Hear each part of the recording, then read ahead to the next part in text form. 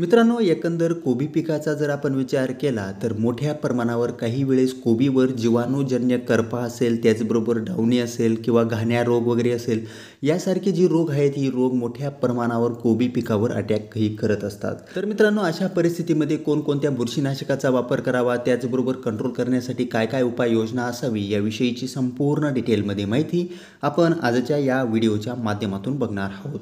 तर नमस्कार मित्रांनो, स्वागत आहे तुमचं आपल्या या यूट्यूब चॅनलवर. मित्रांनो, चॅनलवर जर तुम्ही नवीन आला असाल तर चॅनलला सबस्क्राईब करा आणि बेल आयकॉनवर क्लिक करायला विसरू नका. तर मित्रांनो, एकंदर कोबी पिकामध्ये करपाचं प्रमाण जर आपण बघितलं तर साधारणतः ज्यावेळेस गड्ड्याची साईज वगैरे बनत असते किंवा आकार वगैरे धरत असतो, पुडीमध्ये ज्यावेळेस गड्डा असतो, अशा परिस्थितीमध्ये कोबी पिकावर भयानक प्रमाणामध्ये हल्ला करणारे रोग म्हणजे त्याच्यामध्ये मित्रांनो डावणी असेल, त्याचबरोबर घाण्या रोग असेल, त्याचबरोबर मित्रांनो करपा वगैरे असेल, यासारखे जी रोग आहेत या रोगांचा मोठ्या प्रमाणावर प्रादुर्भाव हा होत असतो. जर मित्रांनो योग्य वेळेवर जर या करप्याला व्यवस्थितपणे नियंत्रण मिळवलं तर चांगल्या प्रकारे आपण उत्पादन घेऊ शकतो. पण एकंदर मित्रांनो, कोबी पिकामध्ये जर आपण करपाचा जर विचार केला, सर्वसाधारण घाण्या रोग असेल किंवा डावणी मिल्ड्यू वगैरे असेल, यासारखी जो प्रकार आहे हा प्रकार साधारणतः आपल्याला पावसाळ्यात मोठ्या प्रमाणावर बघायला मिळत असतो. कारण की मित्रांनो, पावसाळ्यामध्ये जे जीवाणूजन्य जो करपा आहे हा मोठ्या प्रमाणावर वाढत असतो, जीवाणूंची संख्या वाढत असते, त्यामुळे मित्रांनो जीवाणूजन्य करपा आपल्याला बघायला मिळत असतो.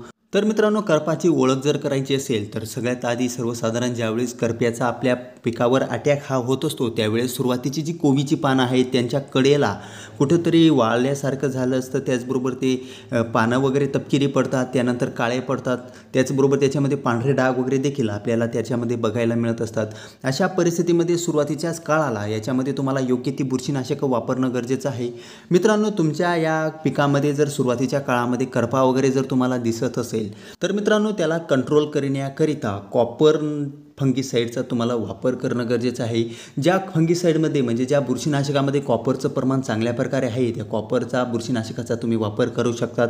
त्या बुरशीनाशकामध्ये मित्रांनो कोनिका असेल, त्याचबरोबर ब्ल्यू कॉपर असेल, क्रिस्टल कंपनीचं, यासारखी जी औषधं आहेत यांचा तुम्ही स्प्रेसाठी वापर करू शकतात.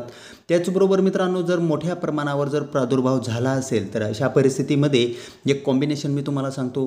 त्याच्यामध्ये मित्रांनो अँट्रॉकॉल, त्याचबरोबर फॉलिक्युअर आणि त्याच्यामध्ये एक चांगल्या कंपनीचं स्टिकर देखील तुम्हाला घ्यायचं आहे. मित्रांनो, अँट्रॉकॉल बुरशीनाशकाचा जर आपण विचार केला तर त्याच्यामध्ये प्रोपिनेप 70% WP म्हणजे पावडर फॉर्ममध्ये उपलब्ध असलेलं हा कंटेन आपल्याला बघायला मिळत असतो. त्याचबरोबर मित्रांनो फॉलिक्युअरमध्ये टेबुकोनाझोल 250% EC फॉर्म्युलेशनमध्ये उपलब्ध असलेला हा कंटेन आहे. मित्रांनो, हे जे कॉम्बिनेशन आहे हे कॉम्बिनेशन चांगल्या प्रकारे कोबी पिकामध्ये जो करपा वगैरे असेल, घाण्या वगैरे रोग असेल, चांगल्या प्रकारे याला नियंत्रित करण्याचं काम करणार आहे.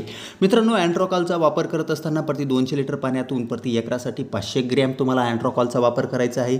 त्याचबरोबर प्रति 200 लिटर पाण्यातून 250 ml फॉलिक्युअर या बुरशीनाशकाचा वापर करून याच्यामध्ये व्यवस्थितपणे एका स्टिकरचा देखील तुम्हाला वापर करणं गरजेचं आहे. एकंदर मित्रांनो, हे कॉम्बिनेशन झाल्यानंतर याचा व्यवस्थितपणे तुम्हाला स्प्रे करणं गरजेचं आहे.